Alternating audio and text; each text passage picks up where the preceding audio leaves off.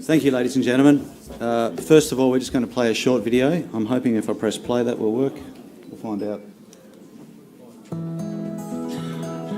Every person has a right to live the best life that they can live and to be as happy as they can be and to help other people be happy. And a key part of achieving that is looking after your mental health. Each year, 1 in 5 of us will experience a mental health issue. Mental health problems are common, but they're also really treatable. If you came across someone that you might be concerned about, it's really good just to have a simple conversation with them. You know, are you okay? I've noticed that you haven't seemed yourself lately. If someone's living in a rural area, there can be some challenges to accessing mental health support, and that can be around not knowing where to go for help, not knowing what can help, or sometimes not even knowing what the issue might be yourself. Some people are also really concerned about anonymity, so they don't want to access services locally where people might be asking them questions around what's wrong. But with some help and with some guidance, we certainly make sure that people are linked into the care that they need. The first step you can take when you want to get help for a mental health problem is to see your GP. In my own experience, going to see someone who was qualified to deal with mental health issues was crucial to my own recovery, and I don't really see it any differently to dealing with another injury. If I hurt my hamstring, I'd go and see a physiotherapist, and mental illness is no different. So if you're really concerned that someone needs immediate help and GPs aren't an option, we would suggest that you go and speak to the New South Wales Mental Health line. On 1800 011 511. It's not a counselling service, it is an assessment service that helps to link you to the services that you need in your own local area. If you're concerned about somebody immediately because they're at risk of harm to themselves or to others, please don't hesitate. You need to call 000. So if you're after information about help that's available, look on the RAMPH website. There's some fact sheets on there. The RAMPH program provides education and training to community groups, community organisations and also workplaces. These can be used to learn a lot more about mental health and mental illnesses, but also how you can support someone to access help. We're regional, rural and remote New South Wales. We're RAMPH and we're here to help you.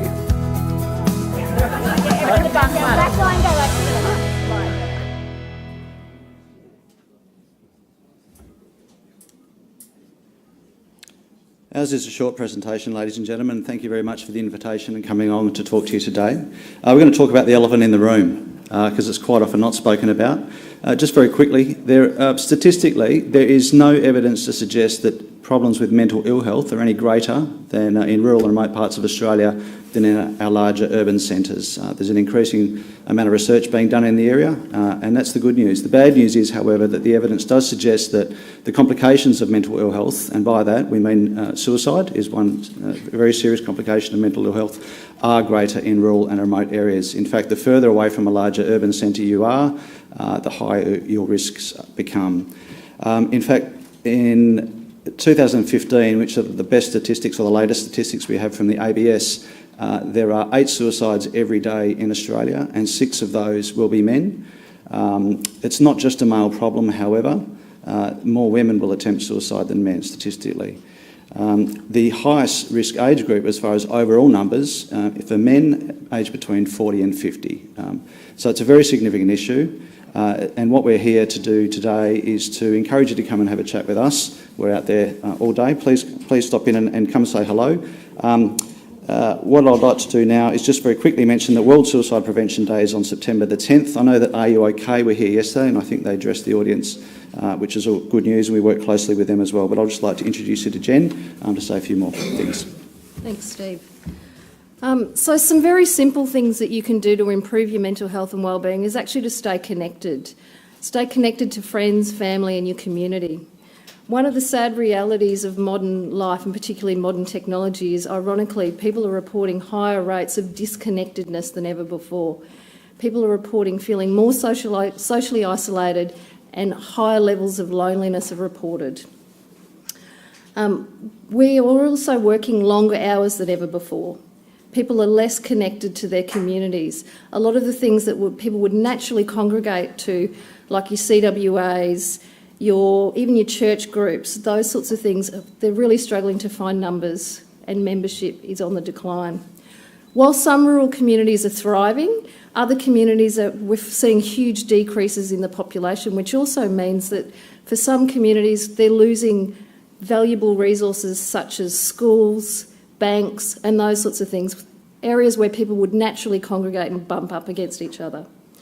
Ironically, even modern farming technologies has also seen a decrease in the number of people actually connecting. It's not unusual now for a farmer to be more isolated than ever, spending more and more time by themselves on a header, on a tractor, on a quad bike, and not actually having contact with other human beings. One of the most important things is we are social creatures. We need to connect. We need to have a pact. We do not do well in isolation, and this is particularly true for men. So there's really simple things that you can do to get back into your community, stay connected. The other thing that we're noticing is we're really concerned that not just are people losing that connection, we're also losing the art of storytelling. When feelings are just reduced to emojis, and we know even the English language, the number of words is actually on decline. So we really encourage you to actually take time out, connect, tell stories. And that's one of the things that we're here today to actually try and promote. So for any of you who've noticed what that weird silver igloo looking thing out there in the foyer is, it's actually a story pod. And it's been kindly donated to us by DPI, who's also one of our partners. And we'd really encourage you to come and tell a story using the theme of take a minute, change a life. Simple things that you could do that can make a real difference, not just for your own mental health and wellbeing, but for that of your community.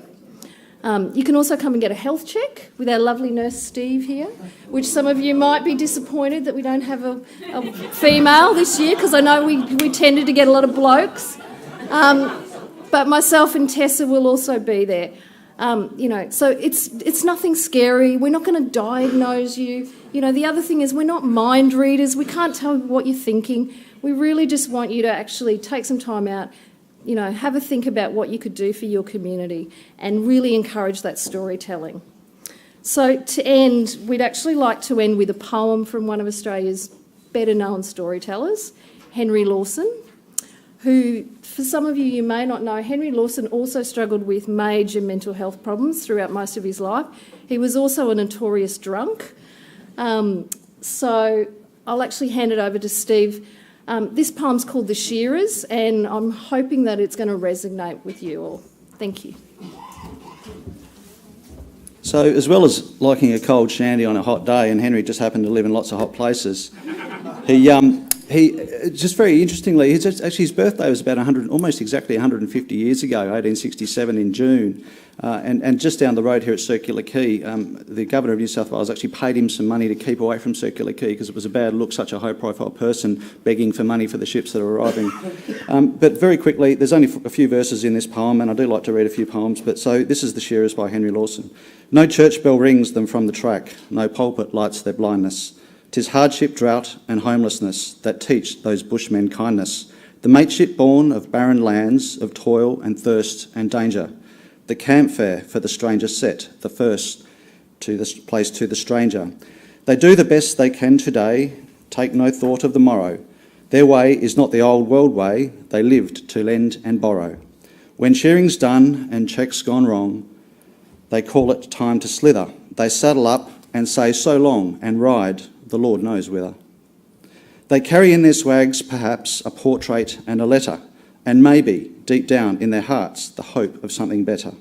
Where lonely miles are long to ride and all days seem recurrent, there are lots of time to think of men they might have been but weren't. They turn their faces to the west and leave the world behind them.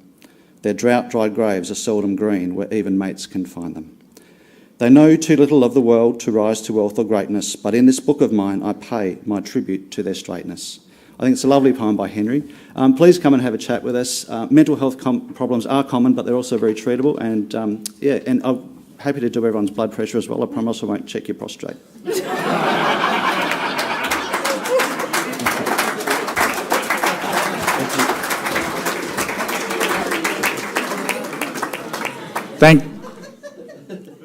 We have questions. I just wanted to make a quick comment, if I could. Yep. Just quick. Unrehearsed up might not come out as well as I intended. You make mention of the story pod, and we have a story pod in most towns across New South Wales, and it's the pub. And in a lot of those towns, there's no bus service, there's no taxi service, and there are a lot of reasons why people can't go to that story pod. It's going to be a hard law to change, and how you do it, I don't know. But if some meaningful consideration can be given to circumstances like drink driving laws, so that people can congregate. But it is simply the case that community events are sometimes poorly attended for that reason. So do you want amendments to drink driving laws to get people home, or to make the stories more interesting? Thank you, Rob, and thank you to Jen and Steve.